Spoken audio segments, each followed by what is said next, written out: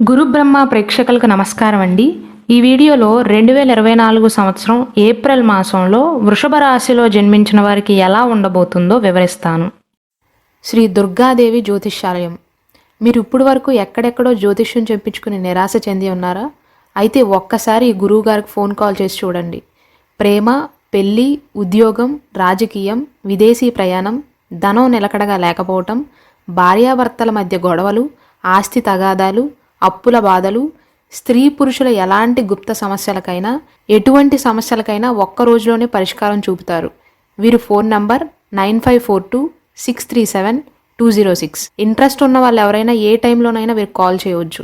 వృషభ రాశి వారికి ఒక శుభవార్త ఏంటంటే ఏప్రిల్ 1వ తారీఖు నుండి ఏప్రిల్ 13వ తారీఖు వరకు, అంటే ఈ 2 వారాల సమయంలో ఉద్యోగపరంగాను, వ్యాపార పరంగాను, స్టూడెంట్స్కి చదువు విషయంలోనూ, పెళ్లి సంబంధాల విషయంలోనూ, అంటే వ్యక్తిగత పరంగా కూడా మొదటి 2 వారాలలో మంచి వృద్ధి అనేది కనిపిస్తుందండి.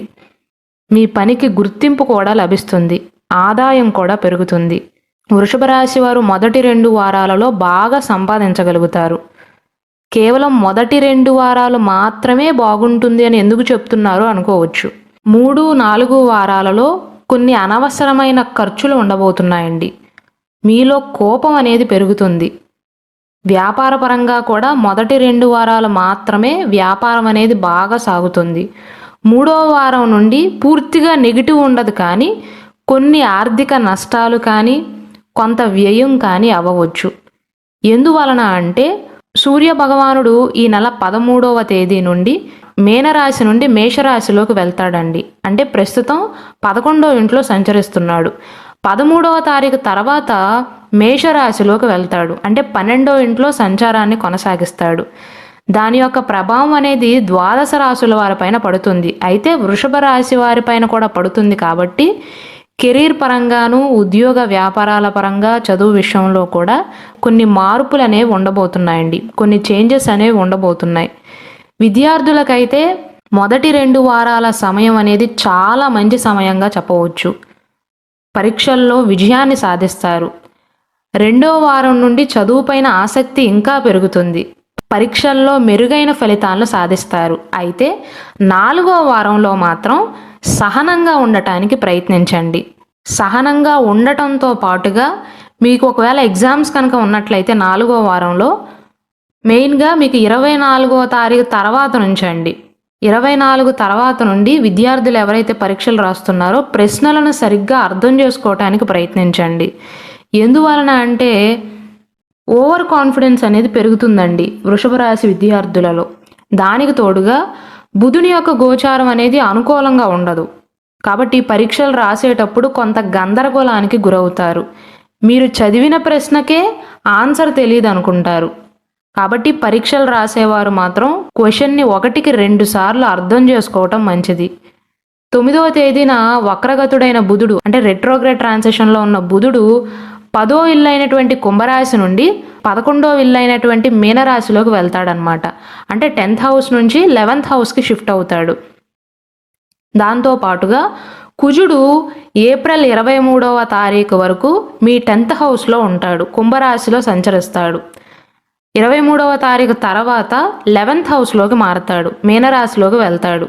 శుక్రుడేమో ప్రస్తుతం మీనరాశిలో ఉన్నాడండి, 11వ ఇంట్లో ఉన్నాడు. 24వ తారీఖు వరకు కూడా మీనరాశిలోనే ఉంటాడు. ఆ తర్వాత 12వ ఇంట్లోకి వెళ్తాడు, మీ 12th హౌస్లోకి, అంటే మేషరాశిలోకి వెళ్తాడు. గురువేమో ఎప్పటి నుండో ప్రస్తుతం 12వ ఇంట్లోనే ఉన్నాడండి, మేషరాశిలోనే సంచారాన్ని కొనసాగిస్తున్నాడు. మే 1న కానీ గురువు యొక్క పొజిషన్ అనేది మారదు. శని భగవానుడేమో ప్రస్తుతం 10th హౌస్లో ఉన్నాడండి, అంటే కుంభరాశిలో ఉన్నాడు. రాహువేమో 11th హౌస్లో ఉన్నాడు, మీనరాశిలో ఉన్నాడు. కేతువేమో మీ 5th హౌస్లో ఉన్నాడు, కన్యారాశిలో సంచారాన్ని కొనసాగిస్తున్నాడు.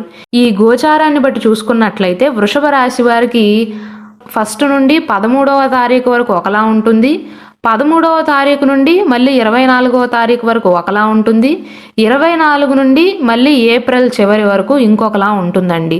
మెయిన్గా మీకు బాగా కలిసి వచ్చే సమయం వల్ల 1 నుండి 13వ తారీఖు మధ్య కాలంలో ద్వితీయార్థంలో కొంత పనిభారం అయితే ఉండబోతుందండి.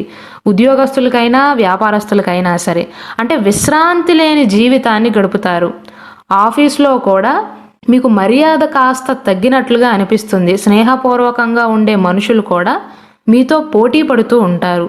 అలాగే పని ఒత్తిడి కాస్త ఎక్కువగా ఉంటుంది కాబట్టి వృషభ రాశి వారు మాట తోలనాడే అవకాశాలు ఉన్నాయి కాబట్టి 13వ తారీఖు తర్వాత నుండి మాట విషయంలో జాగ్రత్తలు తీసుకోవటం మంచిది. అంటే ఇతరులతో మాట్లాడేటప్పుడు తొందర పడకుండా గొప్పలు చెప్పుకోకుండా మాట్లాడటం మంచిదండి. 13వ తారీఖు వరకు కూడా వృషభ రాశిలో జన్మించిన వారికి మంచి ఆరోగ్యం ఉంటుంది. 13వ తారీఖు తర్వాత నుండి 14 ప్రారంభం నుండి కడుపు నొప్పి రావటం కానీ, ఛాతీలో నొప్పి రావటం కానీ, జ్వరానికి సంబంధించిన ఆరోగ్య సమస్యలు కానీ, వేడి చేయటం కానీ, బాడీలో వాటర్ లెవెల్స్ తగ్గటం కానీ, ఇలాంటి చిన్న చిన్న తాత్కాలిక సమస్యలు వచ్చే అవకాశాలు ఉన్నాయి. ఆరోగ్యపరంగా పెద్దగా సమస్యలు అయితే లేవండి. కానీ 13వ తారీఖు తర్వాత నుండి వృషభ రాశి వారు సూర్య భగవానుడికి ప్రతిరోజు కూడా సూర్యోదయం అప్పుడు అర్ఘ్యాన్ని సమర్పించటం మంచిది. చిన్న చిన్న ఆరోగ్య సమస్యలతో బాధపడతారు. అలాగే ముఖ్యంగా వృషభ రాశిలో జన్మించిన వారు ఆహార విషయంలో జాగ్రత్తలు తీసుకోవాలండి. 13వ తారీఖు తర్వాత నుండి ఆర్థిక లావాదేవీల్లో కూడా వృషభ రాశి వారు జాగ్రత్తలు తీసుకోవాలండి. ఎవరికైనా డబ్బు ఇవ్వాలన్నా, అప్పు ఇవ్వాలన్నా, అప్పు పుచ్చుకోవాలన్నా కూడా 13వ తారీఖు ముందే చూసుకోవటం మంచిది. ఆ తర్వాత లావాదేవీల విషయంలో తేడాలు వచ్చే అవకాశాలు ఉంటాయి. కేవలం మీరు ఇచ్చే విషయంలోనే కాదండి, తీసుకునే విషయంలో కూడా. అలాగే వ్యాపారానికి సంబంధించి ఏవైనా ఇంపార్టెంట్ డెసిషన్స్ తీసుకోవాలి అనుకుంటున్నా, ఇంపార్టెంట్ అగ్రిమెంట్స్ మీద సంతకాలు పెట్టాలి అనుకుంటున్నా సరే 1 నుండి 13వ తారీఖు వరకు వృషభ రాశి వారికి అదృష్టకాలంగా చెప్పవచ్చండి. ఈ సమయంలో మైండ్ మీకు ప్రశాంతంగా అనిపిస్తుంది. 13వ తారీఖు తర్వాత పని భారం ఎక్కువయ్యి ఎక్కువగా ఆలోచించలేకపోతారు. కాబట్టి 13వ తారీఖు ముందే ఏమైనా ముఖ్యమైన పనులున్నా, ముఖ్యమైన లావాదేవీలు చూసుకోవాలి అనుకుంటున్నా, ఆరోగ్యపరంగా అయినా సరే 13వ తారీఖు ముందే వృషభ రాశి వారికి అనుకూలంగా ఉంటుంది. 14 నుండి 24వ తారీఖు మధ్య కాలంలో కొద్దిగా పని భారం అనేది ఎక్కువయ్యే అవకాశాలు ఉంటాయండి. 14 నుండి 24వ తారీఖు మధ్య కాలంలో యావరేజ్ కాలంగా చెప్పవచ్చండి. 24 నుండి ఈ మాసం చివరి వరకు వృషభ రాశి వారు ఇంకొంచెం జాగ్రత్తగా ఉండాలి. 24వ తారీఖు తర్వాత ఎటువంటి ఇంపార్టెంట్ డెసిషన్స్ తీసుకోవాలి అనుకుంటున్నా సరే మీ కుటుంబ సభ్యులతో చర్చించటం కానీ, మీ శ్రేయోభిలాషుల యొక్క సలహాలు తీసుకోవటం కానీ మంచిదండి. నిర్లక్షణ మాత్రం మంచిది కాదు. పొరపాట్ల కారణంగా 24వ తారీఖు తర్వాత వృషభ రాశి వారు సమస్యలను ఎదుర్కొనే అవకాశాలు ఉంటాయి.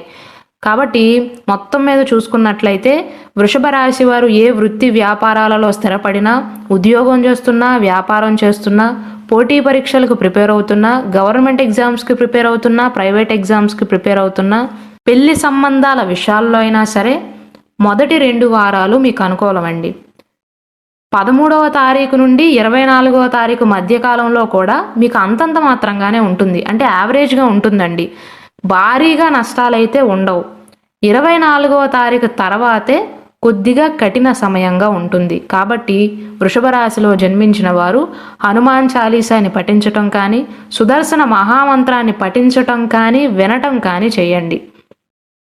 అలాగే మన గురు బ్రహ్మ ఛానల్లో వృషభ రాశి వారి పైన ఈ సంవత్సరంలో శని భగవానుడి యొక్క ప్రభావం ఎలా ఉంది, భవిష్యత్తులో వృషభ రాశి వారికి ఏలినాటి శని ఎప్పుడు, అష్టమ శని ఎప్పుడు, అర్ధాష్టమ శని ఎప్పుడు, వృషభ రాశి వారు వారి జీవిత భాగస్వామితో ఎలా ప్రవర్తిస్తారు, ఈ వృషభ రాశి వారికి ఉగాది తర్వాత నుండి ఎలా ఉంటుంది, 2024 సంవత్సరంలో ఈ వృషభ రాశిలో ఉన్న 3 నక్షత్రాల వారికి శ్రీ క్రోధినామ సంవత్సరంలో ఎలా ఉంటుంది అని నక్షత్ర ఫలాలు కూడా చేయడం జరిగిందండి. కాబట్టి దయచేసి ఆ వీడియోస్ని కూడా వీక్షించండి.